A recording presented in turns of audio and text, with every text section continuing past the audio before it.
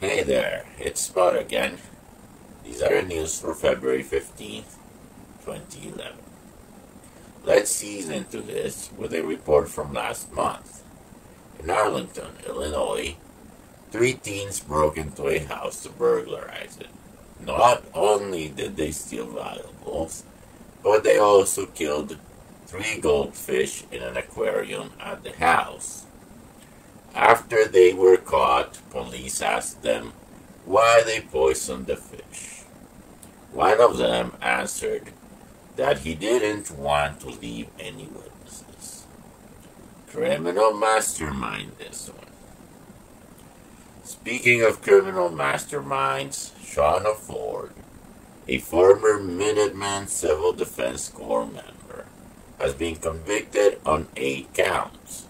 2 of them being murder charges for being the brains behind a home invasion robbery that resulted in the murder of a Hispanic man and his 9-year-old daughter. Both victims were U.S.-born citizens. Not that it matters, I just found it ironic.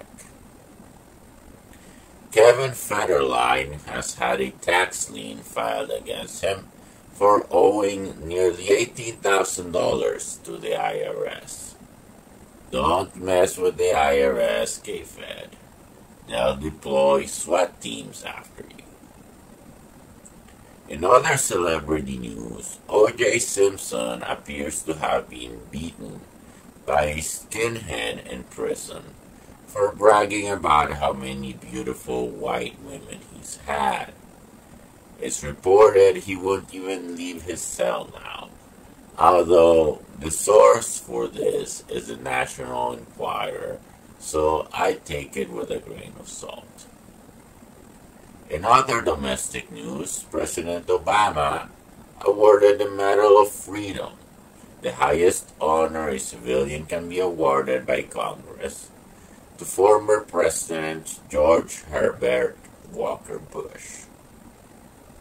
Also to Maya Angelou and Yo-Yo Ma, amongst others. In Florida, Jigman Orbo, a nephew of the Dalai Lama, was killed in a traffic accident while participating in a pro-Tibet walk. In Los Angeles, a terrorist organization calling itself the Justice Department at UCLA and professing affiliation to the Animal Liberation Front claimed responsibility for sending an animal research what are ostensibly 8 tainted razors and a threatening note. I just have to say that people that are that passionate about animal rights are wingnuts. In Italy, Silvio Berlusconi, the Italian Prime Minister, has been charged with sex with an Italian underage prostitute and abuse of power. I had earlier predicted that he'll skate on the sex charges, but the improper use of influence will stick. However, now the fact that he will be judged by an all-female 3-judge panel does not bode well for him. Also in Italy, Amanda Knox's parents, one of their lawyers, and even the reporters who brought up the allegations on the national media have been charged with libel for alleging that Knox was mistreated by Italian police after she was arrested. This is just so wrong for so many reasons, I don't even know where to begin. In the Middle East, after Mubarak's resignation speech on Friday, CBS reporter Lara Logan was assaulted and severely beaten. sexually assaulted and severely beaten. She is currently recovering at a U.S. hospital. Our thoughts are with her. Also in Egypt, as the military starts the government rebuilding process, some of the artifacts stolen from the Egyptian Museum during the protests have been found. Let's hope they find the rest, because it's not like they can be replaced at any price. Algeria, Jordan, and Syria have also caught revolution fever. In Bahrain, where also protests have been happening, the opposition to the current regime held a vigil at Manama's Pearl Roundabout for 2 of their own killed on Monday. As the monarchy clings to power, it has vowed to investigate the deaths.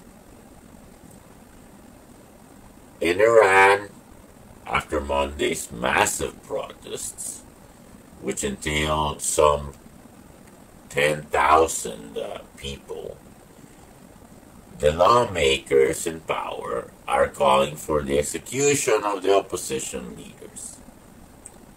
Idiots.